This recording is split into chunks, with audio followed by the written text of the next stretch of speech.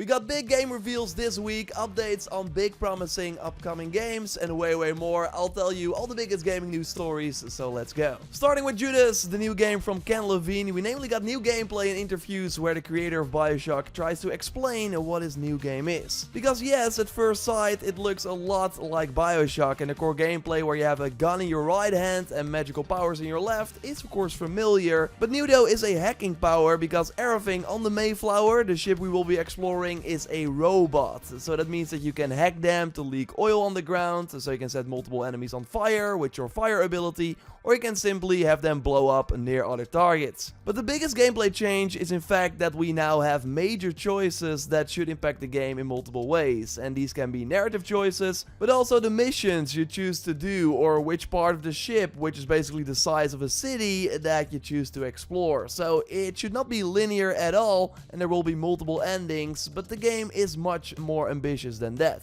Without spoiling too much, there are three characters, Tom, Nefertiti and Hope, and we have to choose between them, but helping one will probably anger another, and this will not only have an impact on the story, but should also create dynamic situations, where Hope can show up to help you in combat if you are friendly, or Tom can show up to block the entrance if you did something he did not like, and stuff like this should be random, so not always happen in the same location for each player. You will also see holograms of these characters, but they can also appear everywhere, so the idea is that every player will have a different experience going through this game, but when you play it, it should not feel like that's the case. There are also roguelike elements where if you die, you are remade, can upgrade yourself and try again, with the level layouts being different as well. Like, I agree, it all sounds pretty vague, and we of course have to wait and see how it all shakes out, but I do like the fact that Ken Levine is trying new things that might change the familiar single player game design up. Now let me know if this sounds like a game for you. I'll totally be following it,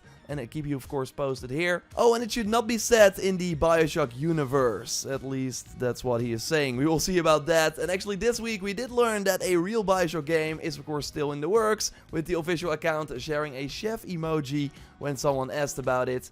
They are cooking, but we will probably not see it until after Judas is out, if I had to bet, which should be 2025, but no date was given yet, sadly. Another week, another Marvel game. Last week we of course saw the 1943 Rise of Hydra game from the Uncharted creator Amy Hennig, and this week it's something completely different. Marvel Rivals, or as some people call it, Overwatch 3. Because yes, it's basically Overwatch but third person and with Marvel heroes, and it does have destructible environments, which kinda cool. The locations are pretty awesome. Like, I think they nailed the style, immediately giving this a distinct look versus the other AAA Marvel games we have seen. It has a really great roster as well, with the highlights totally including Bruce Banner that can turn into the Hulk mid-match. Doctor Strange can create portals to quickly go to the objective on the map, and slicing enemies with magic also looks very satisfying, and it only looks overall more melee focused compared to Overwatch. I'm hopeful, I think it looks pretty great. It's free to play, there's already a closed alpha in May for PC, with leaks suggesting that the game will also be coming to console and maybe even mobile. I at least want to try a few matches. I'm not sure if I will stick around, but we will see. I do think it has a shot of being popular, especially with Overwatch not in its prime anymore. Now worth noting is that the developer is NetEase, and again, this looks like an expensive project, so I'm totally expecting like $20 skins at least.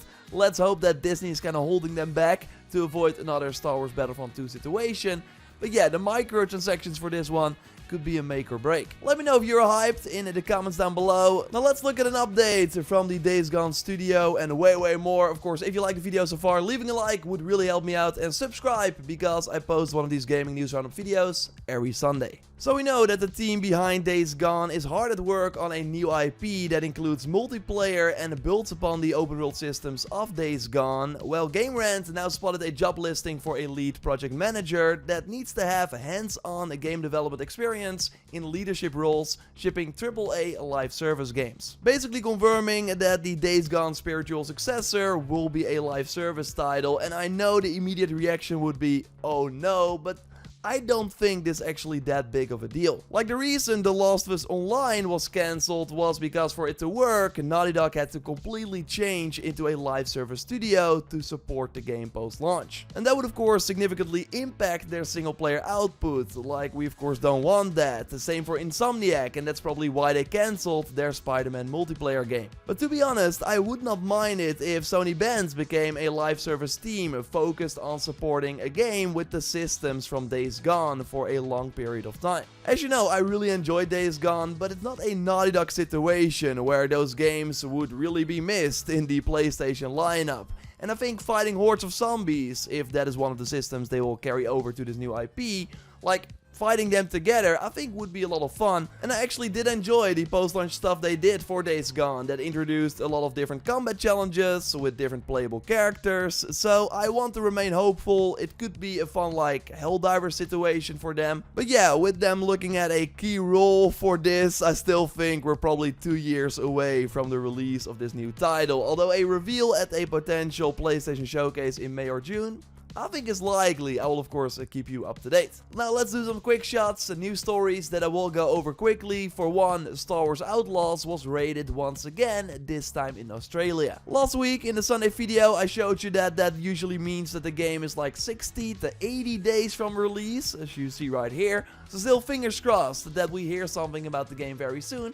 I will of course keep you posted here. Bethesda said as part of their 30th anniversary of Elder Scrolls that yes, we are in development on the next chapter, the Elder Scrolls 6. We of course already knew that. And how they're playing early builds that fill them with the same joy, excitement and promise of adventure. Okay, that's interesting because we heard from Phil Spencer during the FTC hearing that Elder Scrolls 6 won't launch until at least 2028. He said this last year though, maybe since then they've been like, wait, Elder Scrolls 6 is probably the biggest game that we have, let's put more resources into that. Also with the current strategy, Fallout will be like 2035 or something. They gotta figure this out, especially with the TV show, more people will be curious, and then the last game you got is something from 2015, I'm not counting Fallout 76.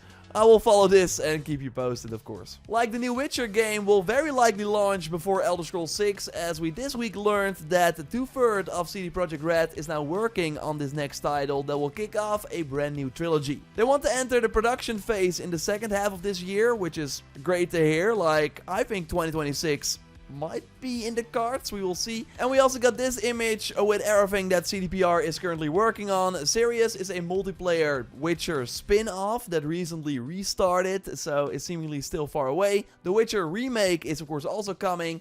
Orion is the sequel to Cyberpunk 2077, and they're also doing a new IP at one point, but that is like the furthest out. Like, that will be 2035, maybe with the new Fallout in the same year or something, I don't know. Also during their investor call, they were asked if there will be microtransactions added to their future games, to which they said, we do not see a place for microtransactions in the case of single player games, but we do not rule out that we will use this solution in the future in case of multiplayer projects. I like how they call it a solution. A solution to what? More money in their pockets? No, but overall this is a really pro-consumer move, not having microtransactions in single player games. Like, they're leaving a lot of money on the table. If we look at Cyberpunk and the DLC, they both generated $751 million combined in revenue, while a game like Assassin's Creed Valhalla made over $1 billion in revenue in less than a year after launch. So in a way shorter time, well, they probably sold the same amount of copies, I would guess. So that really shows you that the microtransactions in Assassin's Creed Valhalla probably brought in like a few $100 million,